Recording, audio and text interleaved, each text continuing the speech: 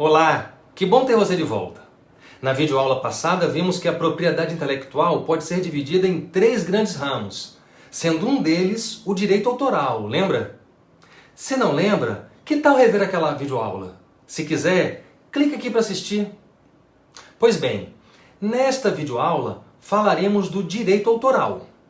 Para começar, o que é o direito autoral?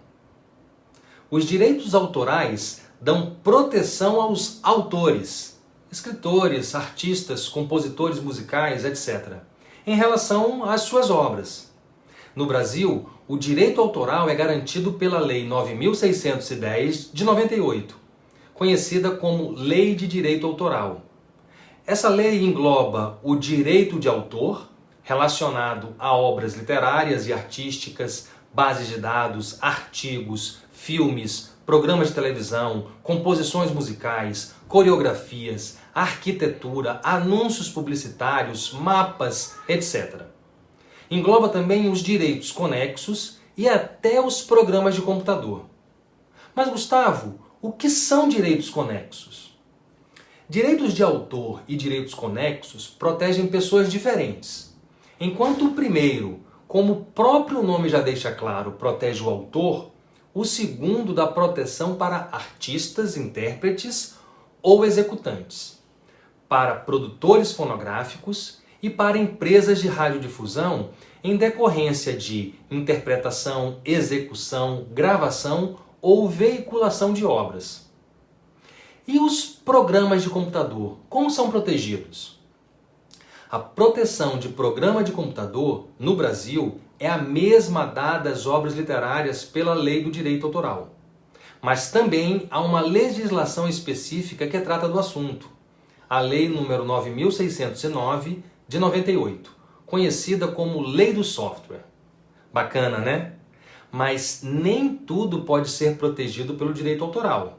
Por exemplo, não são objetos de proteção por direitos autorais as ideias, os procedimentos normativos, sistemas, métodos, os formulários em branco para serem preenchidos por qualquer tipo de informação e as suas instruções, os textos de tratados ou convenções, leis, decretos, regulamentos, decisões judiciais e demais atos oficiais, as informações de uso comum, tais como calendários, agendas, cadastros ou legendas, dentre outros. Agora, pensa comigo, quantas vezes você viu em filmes, novelas e romances um enredo em que filhos de famílias rivais se apaixonam e toda a história se desenrola nesse conflito? Provavelmente Romeu e Julieta de Shakespeare é a história mais antiga que aborda essa ideia. Mas mesmo que seus direitos ainda estivessem válidos, não quer dizer que as outras histórias seriam acusadas de plágio, pois não é possível proteger as ideias, mas nesse caso, apenas o texto específico que expressa de forma concreta aquela ideia. O direito autoral compreende 2 tipos de direitos. Os direitos patrimoniais, que permitem ao titular obter retorno financeiro do uso e da exploração da obra, e os direitos morais, que destacam o vínculo do autor com a sua obra. É importante destacar que a proteção aos direitos autorais é obtida automaticamente, sem necessidade de registro ou formalidade. Uma obra está protegida a partir do momento em que é criada. Entretanto, para facilitar a solução de eventuais disputas de titularidade ou autoria, muitos países têm seus sistemas nacionais de registro. Então, onde registrar as obras? No Brasil, pode-se recorrer à Biblioteca Nacional para o registro de livros, textos e partituras, a Ancine para filmes, a Escola de Belas Artes para obras artísticas, ao Conselho de Arquitetura e Urbanismo para projetos arquitetônicos e ao INPI para programas de computador. Mas o que acontece com quem desrespeita os direitos de autor? Bom, Qual estudante universitário que nunca passou por uma crise por ameaça de plágio? Sim, plágio é uma violação ao direito autoral e pode ser crime. Mas calma! No Brasil, há a Lei 10.695 de 2003, que trata das violações dos direitos de autor e até prevê detenção de até 4 anos e multa, mas somente em casos de violação com fins comerciais. Bem interessante, né?